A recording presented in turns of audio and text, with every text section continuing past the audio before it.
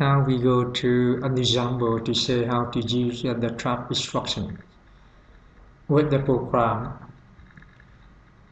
we can input capital letters and we check if it's 7. We go to the end of the program. So we declare some memory location storing the value. Over here, term, that's a location to store the value minus the letter 7. So we have its value FFC9. And the other location is labeled ASCII. Its value is 20H. We have this value because in future we use this value for getting the lowercase letters when we input the capital letters, and if you want to get the lowercase letter, we have to use the value 20H.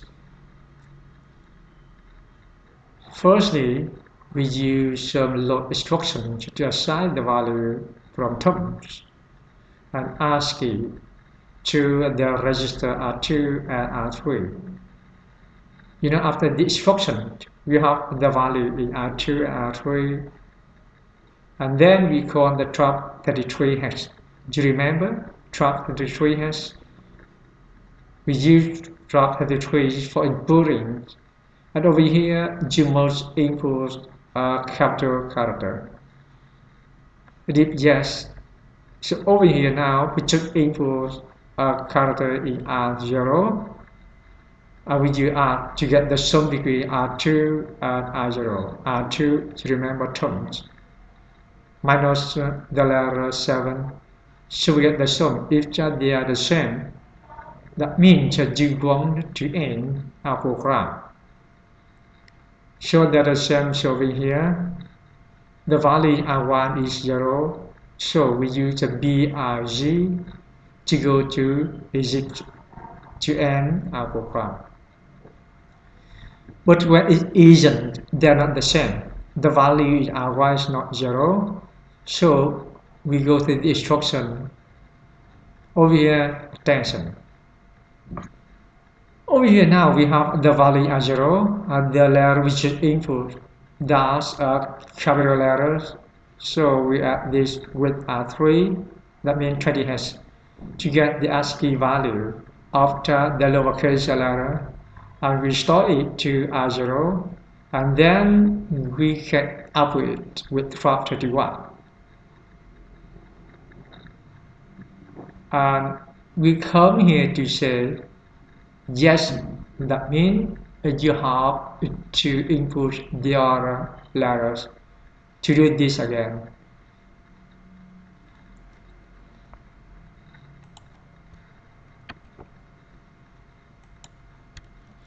And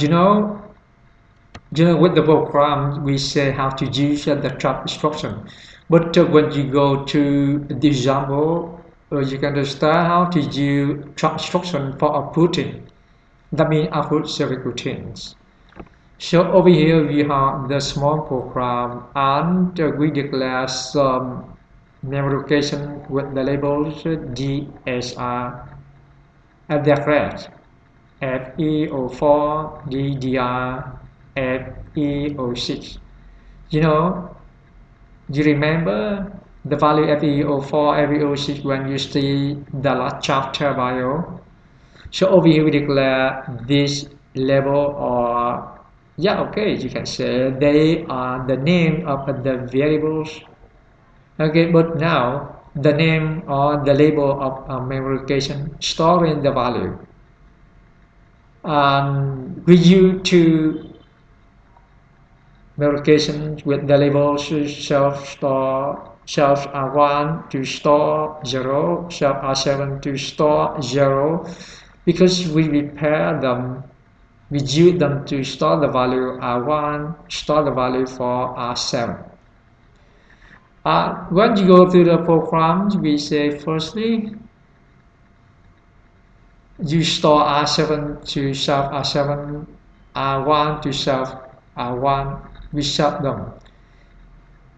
Because with the program we study to write draft for outputting, and after storing, so we go to LDI. You remember with LDI? That means we have to go to, finally we go to the location at the address FEO4. Okay, FEO4 over here. And we store it to R1. And you remember DSR? You know DSR, that the status of the screen. You remember DSR, the status for our screen. D that means display, that means screen. Okay, you want to read the status. And then we go out, that means you say, yeah, okay, you can display the other character. At that time when we go out, the value R1 is negative. Okay, but it isn't negative. So we go to try, okay, again. We try to write again. You know, when we go out over here, okay, you know, when we go out over here, we say, yeah, okay, we can get, you know, over here we have a character. Okay, you have a character. So over here we use HTI. Okay, and you have over here, you want to display a letter is A0, so we store it to the register DDR of script of our display. It means you want to write the character, you want to output it over here with STI A0 DDR. Okay, of course at the end of trap we have to store back. So over here you have to store, you have to serve, you have to get log R1 serve R1. That means you have to store back the value from serve R1 to R1, serve R7 to R7. Okay, at the end we will return. You know, with the program, I would like you to understand the ways how to write a trap.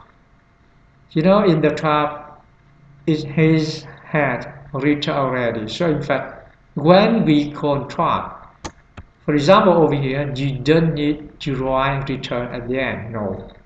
Okay, because in this program, we have had it already. So over here, now we have some variable for trap routines. For example, trap 31, trap 33. Okay, you can write trap with each variables. Or we can use a decimal directly. And now we go to the problem, how to solve and how to restore the value from register when you are the program. Maybe, you know who serves. Over here, when you write, maybe you ask yourself, who can serve the value for the register? Over here, maybe you say, okay, now we use the calling or the caller of subroutine. Or maybe you say, now, you want to serve it in the subroutine or the caller subroutine or the calling. Okay, so maybe you have to style of storing. Okay, and now I will give you an example for this.